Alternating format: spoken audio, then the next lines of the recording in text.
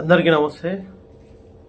మొన్న రాత్రి 12:30 గంటకు లైన్ బ్రేక్ డౌన్ అయ్యింది. 10 గంటల నుంచి రాత్రి 1 గంట వరకు అనుకుంటా వర్షం పడ్డది. 2:30 వరకు కూడా సన్నగా తుమ్మురు పడుతూనే ఉంది.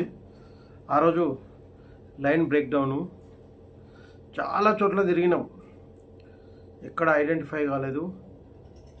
మళ్ళీ ఇంకో దగ్గర పోయి ఆన్ చేస్తే ప్రాబ్లం దొరికింది. అక్కడ డిస్క్ పోయింది. డిస్క్ అంటే ఇది ఒక పోలుకు 3 ఉంటాయి, కొన్ని కట్ పాయింట్ల కాడ 6 కూడా ఉంటాయి. అంటే ఒక 100 కానీ 200 పోల్స్ ఉంటే 300 నుంచి 600 డిస్కులు కానీ ఇన్సులేటర్లు కానీ ఉంటాయి. ఇలాంటివి ఇవి పాలిమర్ డిస్క్ అంటారు. ఇంకోటి మెటల్ డిస్క్ వేరే ఉంటాయి. అవి ఇట్లా 2-3 సార్లు లైన్ బ్రేక్ డౌన్ కాగానే ఆన్ చేస్తే కూడా దాని ఎఫెక్ట్గా పగిలిపోయి మనకు కనబడే అవకాశం ఉంటుంది. కానీ ఇవి మాత్రం ఎక్కడ కనబడాయి. మనం దగ్గరికి పోయి అక్కడ స్పార్క్ డేలో అయితే అస్సలు తెలియదు, ఎందుకంటే డేలో ఎంత స్పార్క్ వచ్చినా కూడా ఎవరికి కనబడది. నైట్లో అయితేనే ఎక్కడైనా స్పార్క్ వస్తే అది ఫ్లక్చువేషన్ అయ్యి మనకు కనబడే అవకాశం ఉంటుంది. కాబట్టి నైట్లోనే ఇట్లాంటి ప్రాబ్లమ్స్ చాలా తొందరగా దొరుకుతాయి. డేలో చాలా తిరిగి విసుగు చెందవలసిన అవసరం ఉంటుంది. చాలామంది అంటారు వినియోగదారులు పాపం వాళ్ళకి తెలియక కరెంటు ఎందుకు పోతుంది, వర్షం పడంగానే పోతుంది, వర్షం పడితే కరెంటు పోతుందా, చిన్న వర్షాన్ని కూడా కరెంటు పోతుంది అన్న ధోరణిలో చాలామంది మాట్లాడతారు. ఇక్కడ వర్షం చిన్నదా పెద్దదా అనేది కాదు. ఇది కూడా ఇంత ప్రాబ్లం ఉన్నా కూడా ఒక్కోసారి వర్షం పడినప్పుడు ఇది ఎండిపోతే ఇక్కడ నుంచి ఇక్కడి వరకు ఎట్లాంటి సర్క్యులేషన్ కాక ఇక్కడ వర్షం పడడం వల్ల ఈ వాటర్ ఇందులో జామ్ అయిపోయి ఇటు ఎర్తింగ్ అయ్యే అవకాశం ఉంటుంది. ఎర్తింగ్ అయిపోయి వర్షం పడ్డప్పుడు కంపల్సరీ ట్రిప్ అవుతుంది. పెద్ద ఎత్తున అయితేనేమో అది దొరికి తొందరగా దాన్ని సాల్వ్ చేసే అవకాశం ఉంటుంది.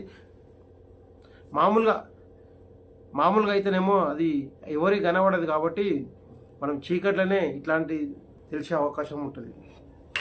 అంటే ఇవన్నీ ఎందుకు చెప్తున్నామంటే చాలామంది వినియోగదారులు జస్ట్ వర్షం పడంగానే మన దగ్గర కరెంటు పోతుంది, విద్యుత్ కార్మికులు ఏం పని చేయరు, పొద్దున్న దాకా చూసుకోరా అన్న ధోరణిలో మాట్లాడతారు. కాబట్టి అట్లాంటి ప్రాబ్లమ్స్ మనం పొద్దుగాల ఎంత తిరిగినా కూడా అది కనబడే అవకాశం ఉండదు. ఎందుకంటే 10 మీటర్ల ఎత్తులో పోల్ ఉంటుంది. కాబట్టి కిందికి వెళ్ళి అది చూసినా మంచిగానే కనబడుతుంది. ఎక్కడ కూడా ఇక్కడ డ్యామేజ్ అయిందో అక్కడనే స్పార్క్ రావడం జరిగింది. మిగతా చోట్ల అంతా అది బాగానే ఉంది. కాబట్టి కిందికి వెళ్ళి చూస్తే ఎట్లాంటి ప్రాబ్లం కనబడదు.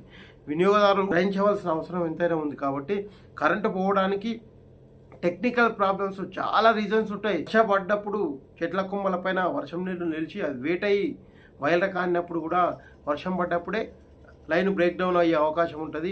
అట్లాగే అక్కడక్కడ కొన్ని బల్లులు తొండలు వైర్ల పైన ఎక్కి ఆ డిస్క్కు వైర్ కానేటక్కల అది కూడా షార్ట్ సర్క్యూట్ అయ్యే అవకాశం ఉంటుంది. కాబట్టి చాలా రీజన్స్ వస్తాయి కరెంటు పోవడానికి. మనం ప్రతిదీ కనిపెట్టలేము.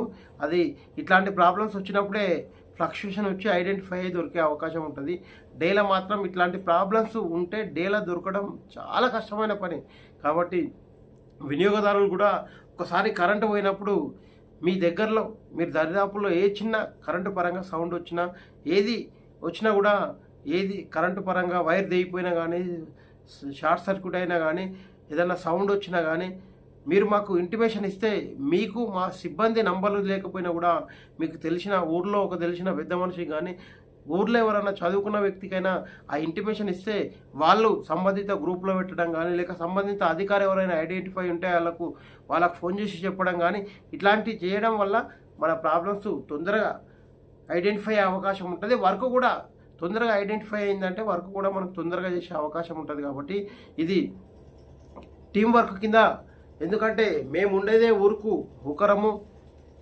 ఈ మధ్య అయితే ఊరుకు ఒకరు కూడా లేరు. 2-3 ఊళ్ళో కలిసి ఒకరు ఉండడం జరిగింది. కొన్ని సెక్షన్లనే ఊరుకు ఒకరు ఉండడం జరిగింది. కాబట్టి 2-3 ఊళ్ళకు ఒక లైన్మెన్ ఉన్న దగ్గర ఇది చాలా టైం పట్టే అవకాశం ఉంటుంది. కాబట్టి వినియోగదారులు డిపార్ట్మెంట్ సిబ్బందితో సత్సంబంధమై కలిసి టీం వర్క్గా పనిచేస్తే ఎంత పెద్ద సమస్యనైనా అది పెద్దలు చెప్పిన సూత్రమే ఉన్నది చూడు, ఒక్కదాన్ని ఏది ఇరగొట్టొచ్చు, 4 కలిసి విరగలేవు అన్నట్టుగా మనం అందరం కలిసి పనిచేసుకుంటే 4 గంటలు అయ్యే పని 1 గంటలో చేసుకునే అవకాశం ఉంటుంది. కాబట్టి దానికి మీ సహకారం మా సహకారం ఇద్దరిది కలిసి కోఆర్డినేట్ చేసుకున్నప్పుడే ఈ ప్రాబ్లమ్స్ తొందరగా సాల్వ్ అయ్యే అవకాశం ఉంటుంది. కాబట్టి వినియోగదారులు ప్రతి ఒక్కరూ విద్యుత్ సిబ్బందికి సహకరిస్తేనే మన సమస్యలు వీలైనంత తొందరలో పరిష్కారమై మనకు ఈ బ్రేక్ డౌన్స్ రాబోయే రోజుల్లో కూడా తగ్గించుకునే అవకాశం ఉంటుంది అన్నట్టు.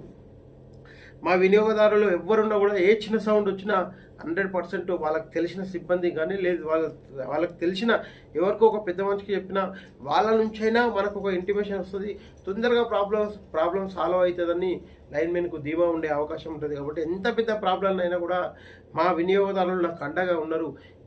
వీలైనంత తొందరలో ఆ ప్రాబ్లం సాల్వ్ చేయడానికి మా వినియోగదారులు సహకరిస్తాడన్న ఒక నమ్మకాన్ని మీరు అక్కడ ఉన్న విద్యుత్ సిబ్బందికి, అక్కడ ఉన్న విద్యుత్ కార్మికులకు అందిస్తే 100% మనం ఏ పెద్ద సమస్య అయినా కూడా వీలైనంత తొందరలో దాన్ని సాల్వ్ చేసుకొని రాబోయే రోజుల్లో కూడా నిరంతరాయంగా విద్యుత్ ఇవ్వడం కోసం మీది మాది కోఆర్డినేషన్ ఉంటే అది సాధ్యం అవకాశం ఉంటుంది. కాబట్టి ఈరోజు రాష్ట్ర ప్రభుత్వం నిరంతరాయంగా విద్యుత్ వ్యవసాయాన్ని కానీ ఇక్కడ డొమెస్టిక్ పర్పస్గా నిరంతరాయంగా అందించడానికి సిద్ధంగా ఉన్నది. కాబట్టి ఎంత టెక్నాలజీ ఉన్నా కింది సిబ్బందిగా మేము, వినియోగదారులుగా మీరు, మన ఇద్దరి కోఆర్డినేషన్ ఉంటేనే ఈ సంస్థ ముందుకు వెళ్ళడంతో పాటు నిరంతరాయంగా విద్యుత్ అందించడంలో కూడా మనం అందరం భాగస్వాములు కావాల్సిన అవసరం ఉంది. కాబట్టి విద్యుత్ సిబ్బందే పసిగట్టాలి, విద్యుత్ సిబ్బందే వచ్చి చెయ్యాలి. వర్క్ అనేది విద్యుత్ సిబ్బందే వచ్చి చేస్తాడు. ఐడెంటిఫై చేయడం మాత్రం మీరు మేము ఎవరైనా చేయడానికి అవకాశం ఉంటుంది.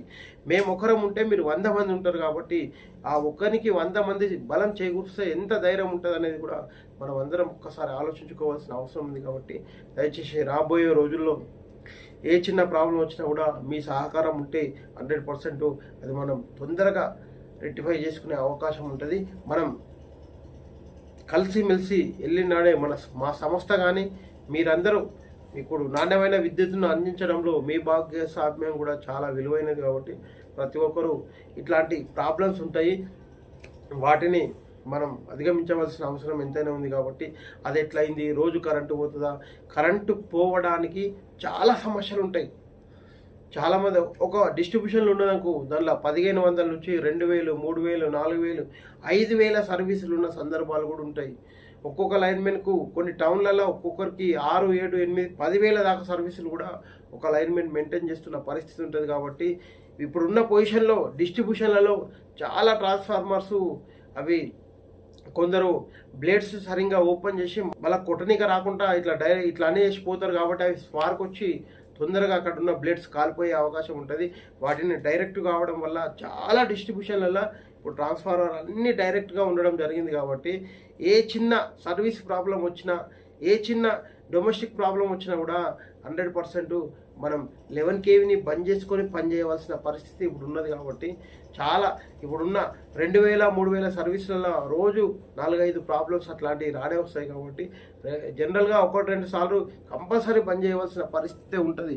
దాన్ని వినియోగదారులు కూడా మా ఇంట్లో ప్రాబ్లం వచ్చినప్పుడు, మా సర్వీసే ప్రాబ్లం వచ్చినప్పుడు కూడా బంద్ చేసి చేయవలసిన పరిస్థితి ఉంటుంది అనేది గ్రహించవలసిన అవసరం ఎంతైనా ఉంది. కాబట్టి దయచేసి వాళ్ళ ఇంట్లో పోయినప్పుడు ఒక రకంగా, మంది ఇంట్లో పోయినప్పుడు ఒక రకంగా కాకుండా కరెంటు అనేది ఎందుకు పోతుంది, ఏ విషయంలో పోతుంది అనేది మనం అవగాహన చేసుకొని ఉండాలని చెప్పేసి నా ఉద్దేశము. దయచేసి ప్రతి ఒక్కరు వినియోగదారులు కూడా విద్యుత్ సిబ్బందికి సహకరించాలని